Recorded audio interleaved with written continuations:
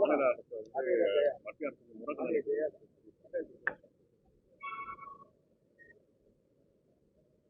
இல்லை, இது மாதிரி நிறைய மாறுதல்கள் சீர்திருத்தங்கள் நம்ம கொண்டு வர வேண்டியது இருக்குது. இப்போ உங்களுக்கே தெரியுது, வாக்குக்கு காசு கொடுத்து வாக்கை வாங்குற முறை இருக்குது.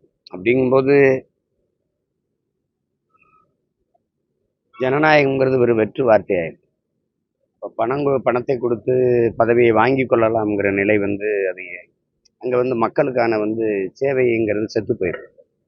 அப்போ அந்த மாதிரி இடங்கள்ல வாக்குக்கு காசு கொடுக்கறது வாங்குறது குற்றம்னு நீங்கள் விளம்பரம் செய்கிறீங்களே ஒழிய, பல நூறு கோடியை போட்டு ஓராண்டு சிறை அப்படின்லாம் எழுதி வைக்கிறீங்களே ஒழிய, ஒருத்தர் மீது கூட நடவடிக்கை எடுக்கப்படுறதில்லை.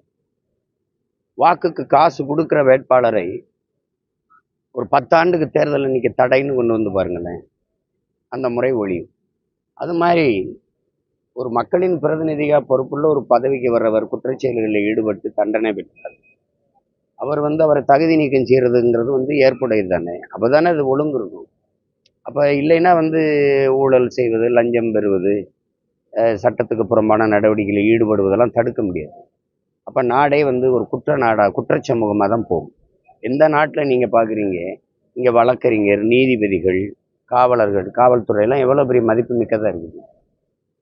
அப்போ அந்த உங்களுக்கு சிறையெல்லாம் பெருசாக கட்டப்படுது அப்படின்னா இந்த சமூகம் குற்றச்சமூகமாக வளர்ந்து கொண்டிருக்குன்னு அர்த்தம். எந்த தேசத்தில் நீதிபதி தெய்வமாக போற்றப்படுறானோ அந்த நாடு குற்றச்சமூகம் தானே. எந்த நாட்டில் மருத்துவருக்கு அதிக மதிப்பு இருக்கோ அந்த நாடு நோயுற்ற சமூகம் தானே. நோயாளிகள் அதிகமாக இருக்காங்கன்னு தானே அர்த்தம். இதெல்லாம் இல்லாத ஒரு நாடை படைக்கிறதானே சரியா இருக்கும். அப்போ அந்த மாதிரி இதில் அந்த சட்டத்தை நம்ம வரவேற்கிறோம். ஆனால் சட்டத்தை போடுறவங்க எப்படிப்பட்டவங்கிறது இருக்குல்ல, எப்படிப்பட்டவங்கிறது இல்லை, அதுதான் பிரச்சனை. நேற்று நீங்கள் சொன்ன ஒரு கருத்து மிகவும் ஒரு பேச்சு பொருளாச்சு. அதாவது நீங்கள் நடந்து வந்து கொண்டு போகிறது, நீங்கள் அதிகமாக பேசினா அழைத்து கொண்டு சென்ற மாநாட்டில் விட்டுருதுன்னு சொன்னாலும் ஒரு கருத்து சொல்லுவீங்க. அது எப்படி என்ன சொல்றீங்க? எதில் வரும்போது குழந்தைங்களை பார்த்து நீங்கள் அதிகமாக சவுண்ட் பார்த்தீங்கன்னா மாநாட்டில் கொண்டு சென்று உங்களை இறக்கி விடுவேன்னு சொல்லியிருக்கீங்க. அது தாவைக்கா மாநாடுன்ற மாதிரி அது சமூக வலைதளங்கள்லாம் போயிட்டு இருக்கு. அதை பற்றி உங்க கருத்து? ஏழை எல்லாரும் தான் மாநாடு போடுறாங்க. அதுல போய் என்ன கருத்து?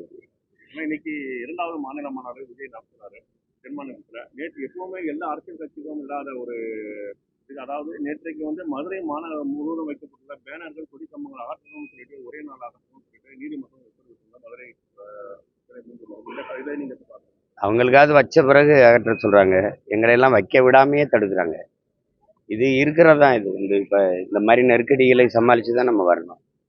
எங்களை எல்லாம் இரவா சண்டை போடுவாங்க, கொடியோட பறிச்சுக்கிட்டு, சுவரொட்டியெல்லாம் பறிச்சு கொண்டு வச்சுக்கிட்டு காவல் நிலையத்தில் வச்சு எங்கள் பிள்ளைகளெல்லாம் கொடுமைப்படுத்தினதெல்லாம் இருக்குது. அதெல்லாம் தாண்டி தான் நாங்கள் இவ்வளோ தூரம் வந்திருக்கோம். அது ஒன்றும் பண்ண முடியாது. இந்த மாநாடு நீங்கள் எப்படி பார்க்குறீங்க? 2வது மாநாடு இல்லை, அது அவங்க கட்சி, அவங்க முடிவு. மாநாடு நடத்தணும்னு நினைக்கிறாங்க, நடத்துகிறாங்க. அதுக்கப்புறம் தான் அவங்க என்ன செய்கிறாரு, என்ன சொல்கிறாரு தம்பின்னு பார்த்து தான் நம்ம கருத்து சொல்ல முடியும். மக்களுக்கு முன்னாடி நம்ம என்ன கோட்பாடை வச்சு அரசியலை முன் வச்சு நகர போகிறோங்கிறத வச்சு தான் நம்ம பேச முடியும். சும்மா ஒரு கற்பனையில் மாநாடு அப்படி நடக்குதுங்கிறதுலையே நம்ம ஒரு கருத்து செலுத்த இல்லை. விஜய் கட்சி தொடங்குவாங்க முதல்ல அவர் வரவேற்ற நபர் யாரும் பார்த்தீங்கன்னா நான் கட்சி இருந்தார் சீமான். ஆனால் தற்போது அவர் மிகவும் எதிர்க்கக்கூடிய ஒரு நபராக சீமான் அவர்கள் இருக்கார். இதுக்கு முன்வைக்கிற தத்துவங்கள் வச்சு தானே. நீங்கள் தம்பியாக இருக்கிறீங்களா, எதிரியாக இருக்கிறீங்களா, அம்மாவாக இருக்கீங்களா, அப்பாவாக இருக்கீங்களா, எதிரியாக இருக்கீங்களான்னு நீங்கள் உங்கள் செயல்பாடுகளை வச்சு தானே. நீங்கள் திருப்பியும் அதே திராவிடம், அதே கோட்பாடு, அதே கொள்கை. திமுகவை ஒழிக்கிறதே ஒருத்தருக்கு லட்சியமாக இருக்க முடியாது. நான் என்ன செய்வேன்னா சொல்லணும். நான் சொல்கிறேன்ல, இந்த கட்சி ஆட்சியிலிருந்து நான் மாற்ற வர்றேன், நான் அடிப்படை அமைப்பு அரசியல் மாற்றத்துக்கு நான் நிற்கிறேன், நான் இந்த அடிப்படையே மாற்றணும்னு நினைக்கிறேன். அப்படின்னு நம்ம சொல்கிறோம்ல, அது இருக்கணும். அதை விட்டுட்டு நீங்கள் மறுபடியும் இப்போ எதுக்கு மறுபடியும் அண்ணா எம்ஜிஆர்லாம் இதுக்கு வராங்க? இப்போ நீங்கள் முதல்ல வச்சுருக்கணும். அப்புறம் இல்லை 67 அவர் வந்தார், 77 அவர் வந்தார், அது மாதிரி நாங்கள் வருவோம்னா அது மாதிரி நாங்கள் வருவோம்னு தான் சொல்லணும். மறுபடியும் அண்ணா எம்ஜிஆர் படம்லாம் வரும்போது ஒருத்தர் ஒரு கட்சின்னு தோற்றுனார், ஒருத்தர் இன்னொரு கட்சின்னு தோற்றுனார். அண்ணா அவர்கள்னா அவர் தோற்றுவித்த கட்சியை தான் நீங்கள் ஒழிக்கணும்னு சொல்கிறீங்க. புரியுதுன்னு நினைக்கிறேன். 60 வருஷமாக இந்த நாட்டில் இந்த 2 தலைவர்களுடைய அரசியல் தான் இருக்குது. ஒன்று அண்ணா தொடங்கியது, இன்னொன்று ஐயா எம்ஜிஆர் அவர்கள் தொடங்கியது. இந்த 2 கட்சி தானே இருக்குது. இப்போ அடுத்த மாநாட்டில் அப்புறம் அம்மையார் ஜெயலலிதா, ஐயா எடப்பாடி படம்லாம் வருமா? அது ஒரு நேரத்துக்கு ஒன்று வேணால் போய் செஞ்சுட்டே போகும்போது அது வந்து ஏற்புடையதா இல்லை. அப்போ அவருக்கு பின்னாடி திரண்டிருக்கிற ரசிகர்கள் அவருக்கு நண்பா நண்பிகளாக இருக்கலாம், நான் எனக்கு தம்பி தங்கைகளாக இருக்காங்க. அவங்க எல்லாருடைய நல்வாழ்வுக்காக தான் நான் இவ்வளோ தூரம் அர்ப்பணிச்சு நின்று நம்ம போராடுறோம். அது நீங்கள் ஏற்கிறீங்க எதிர்க்கிறீங்க. அவருக்கு அவங்களுக்கும் சரியான வழியை காட்ட வேண்டியது, சரியான அரசியல் பாதையை சொல்ல வேண்டியது முன்னாடி நிற்கிற நம்முடைய கடமை. அதுக்கு தான் சொல்கிறோம், சரியான தத்துவத்தை முன் வச்சு நகரணும்.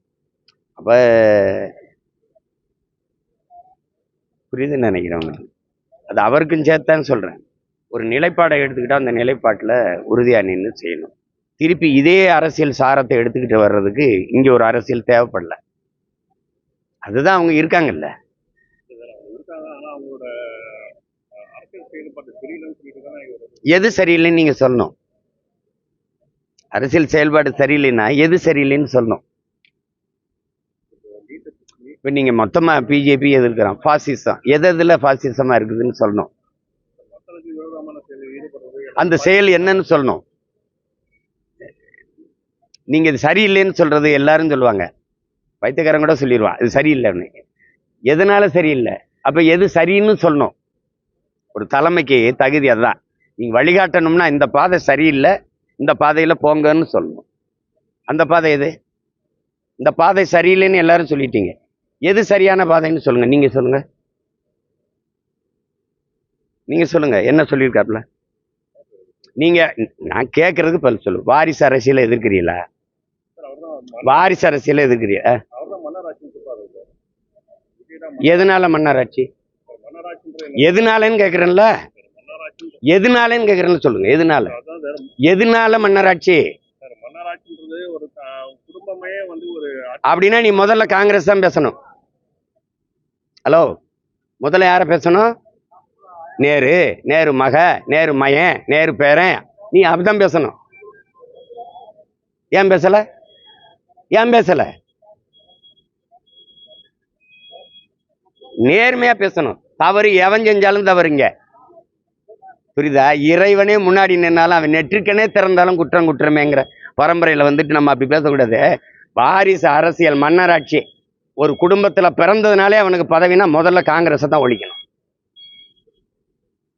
அது பேசணும்ல. அப்போ அதை பேசி இதையும் பேசணும்.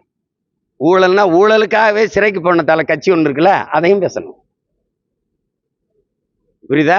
இங்கே மயிலிறகால தடவுறது, இங்கே கட்டக்கம்பால் அடிக்கிறதுனா அது சரியான வழிகாட்டுதலாக இருக்க முடியாது. பேசுனா பேசணும். மன்னராட்சின்னு எதை வச்சு சொல்றீங்க? எதை வச்சு சொல்றீங்க? இப்போ பதில் இருக்கா உங்ககிட்ட? ஏய், நான் கேட்கறதுக்கு பதில் சொல்லு. கேரளாவில் வயநாட்டில் வந்து நின்னி இல்லை, வயநாட்டில் நின்னீங்கல்ல, அங்கே நீங்கள் வேறு இடத்துக்கு போயிட்டீங்க. ராகுல் காந்தி ஐயா, நீங்கள் வேறு இடத்துக்கு போயிட்டீங்க. கேரளாவில் யாருமே இல்லையா அந்த தொகுதியில் வேட்பாளர் அணிக்க? உங்கள் கட்சியில் வேறு யாருமே இல்லை, நேரம் உங்கள் தங்கச்சி கொண்டாந்து நிறுத்திய. இது என்னாச்சு? போங்க தம்பி.